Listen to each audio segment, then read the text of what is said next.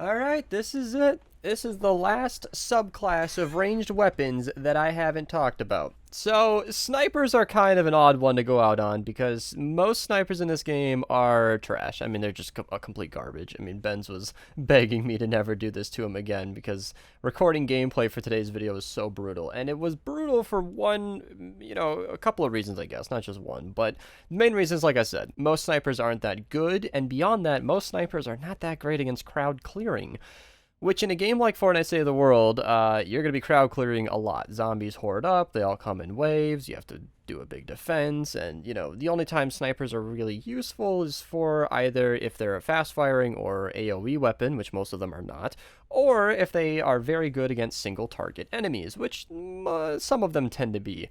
And the only ones that are actually good at that are some we'll talk about in just a second, but, typically that's only good for, like, mist monsters and fatties and mini-bosses, and honestly, there are very few things that a sniper can do that a rocket launcher can't do better. The only time I ever pull out a sniper for a sniper's job and nothing else is when I'm handing an obliterator to a defender. And I wouldn't even say using an obliterator to clear out a forest or something, because like I said, a rocket launcher or a soldier's minigun will do that job all the same. You'll see that I have the compression burster in my inventory. I actually waited to record this video until this was in the game, and it changed nothing. The burster is about as bad as the boom bow. We'll talk about that later. But the main snipers that are actually good for high-powered single-shot damage are the Obliterators, it's perked differently because that weapon changes drastically depending on what perks it has. The old Betsy and the Spyglass, which are identical. The only difference is the actual range that the two weapons has. The only discrepancy here is the reload and the damage, and that's because I have an extra damage perk on my old Betsy and an extra reload on my Spyglass. If you want more information on that, I'll link all of the videos that I've covered in the description below. So basically the Obliterator, the Spyglass, the Rafis Revenge, and I don't actually think I've covered any other snipers than those. Oh, the Neon Sniper. I'll link them all below. If I missed any, I'll catch it then. You can check out why I perked it the way that I did, and that'll be true for anything that confuses you here. And so beyond that, it was going to be the Yemen that I was going to talk about. And that's a weapon that I personally hate. I don't like shooting a projectile. This one doesn't shoot in a straight line like every other sniper. It arcs downwards after a distance, and it makes it so that you have to actually lead the projectile because it doesn't travel instantly, and it's kind of just an odd weapon in general, and I've never liked using it, so I never touch it. But I know that it has its use cases, like people used it on the UFO when Endurance first came around, and it might be very powerful for certain specific applications, and that's true for so many weapons in this game. Many times when I say something's really good or really bad, somebody says, but it's good for this, and then they say that I'm wrong in that sense, and I'm like, no, you just found the one, niche of this game where that weapon is useful. And it's like the boom bow, for example. As bad as this weapon is, this is the part that I said I'd talk about. It's just low damage, low fire rate. And the new one is lesser damage, faster reload speed. You can put a reload perk on this, which is very nice. Link to the compression burster video in the description below. These weapons are low damage, single target, but decent because they explode. So if you want crowd clearing, that's nice, I guess. Like I said, rockets will do that job much better. So instead of using all of the footage that Ben sent, what a peach. The guy got me so much footage of all of these snipers, but in almost every other weapon video, I talk about all of the best weapons, and I work through some of the not great ones, but I talk about them anyway. When it comes to snipers, I'm going to talk about the few that I think are the absolute best and worth using.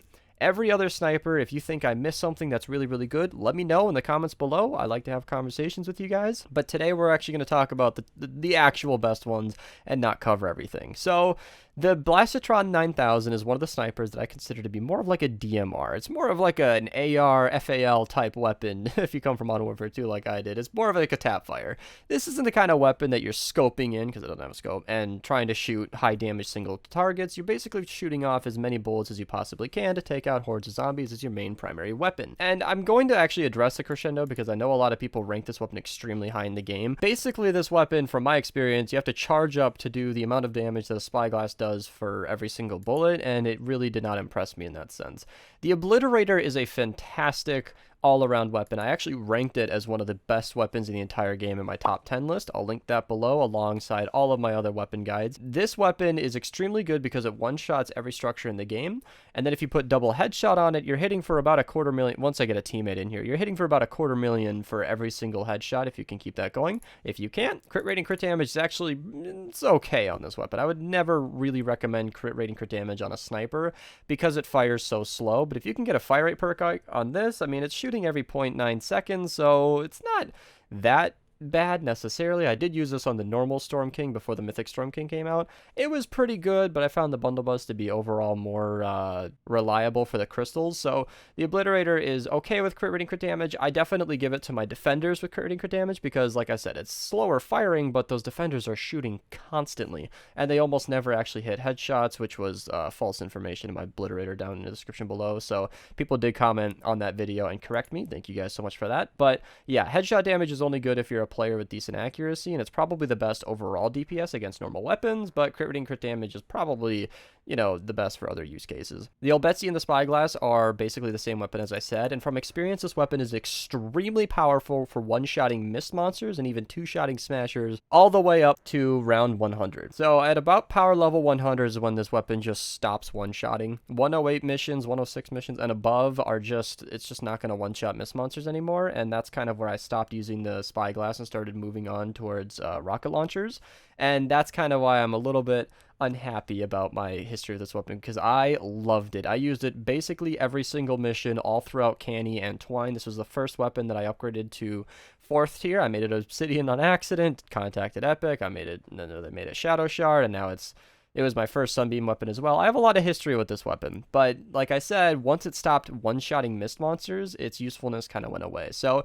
if you are underneath, you know, the power level 100 zones and you're playing in Lower Twine or Canny or even Plankerton or Stonewood, if you have this weapon so early, fantastic weapon. You can use this for a long, long time. I'll talk about more why I use the perks that I use in the video in the description below, but for today, I can tell you that up until a certain point, this is probably one of the best snipers in the game. And I will say, in my personal opinion of what a sniper is, you know, a hard-hitting single-shot weapon, it feels like the one true sniper in the game. I'll give that also to the Obliterator because it's basically a 50 cal. I mean, if a 50 cal is not a sniper, I don't know what is. But there are basically no other weapons in the game that strikes me as, like, you know, what a normal sniper would be. But the Spyglass is just a great one to know. I already mentioned the Yemen is basically just technically higher damage than the Spyglass, but the Spyglass does have the highest base damage of any sniper, right behind the Yemen, so that's something to know right there. I'm going to move on to the Rafis Revenge here, actually. I covered this on my channel recently. As I'm recording this in the winter of 2019 Frostnite event, this is available from the Frostnite Llamas, I believe, or the Winter Llamas, whatever they're calling them.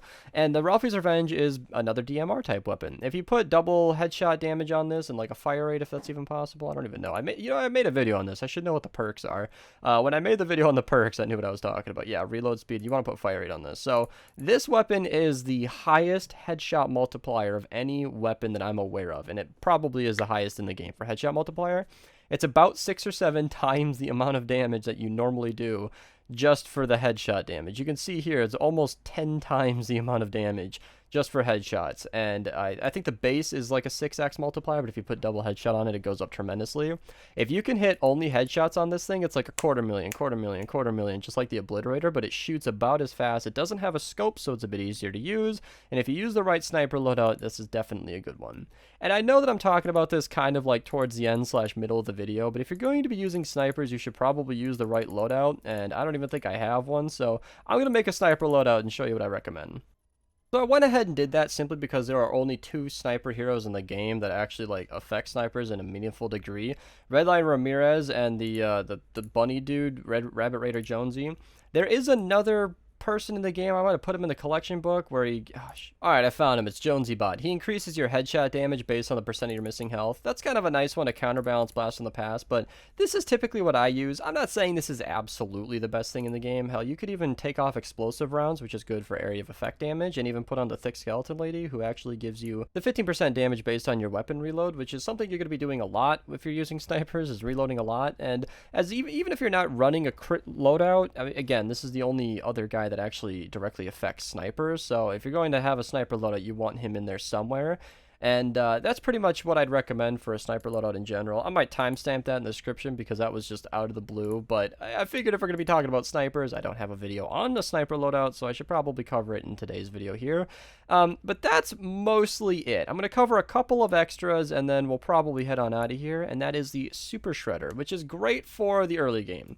Not a weapon I'd ever recommend even like spending any perk up or re-perk on it at all. It's one of those super fun ranged shotgun, but technically a sniper weapons, and it's fun to use in the early game, but it's simply just not powerful at all in the late game. So it's one of those early game weapons. If you're watching this video and your main zone is, you know, Stonewood, Plankerton, or Canny, then this is a weapon you're going to want to try out. But if you're heading up into Twine and moving on to the later zones, you might want to keep that one aside. And the Neon Sniper is something I probably should have mentioned earlier. I know a lot of people were probably thinking it as I was talking about some of the better weapons earlier, but this is an extremely good weapon for defenders and overall usage, seeing as you can actually shoot through walls with the Neon Sniper, and I like to put double headshot damage on this. In fact, my Neon Sniper's right here. Its perks are funky, obviously, because it's level 20 with maxed out, but it's got double headshot magazine size. It's just a fun weapon to use. You can shoot right through walls. Hand these to defenders, and they'll have a bit longer range than Obliterators, because defenders can actually shoot through walls based on audio with an Obliterator and infinite with the Neon Sniper.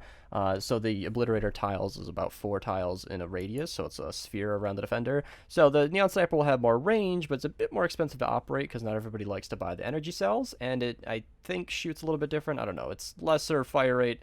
It compares to the Obliterator in its own way.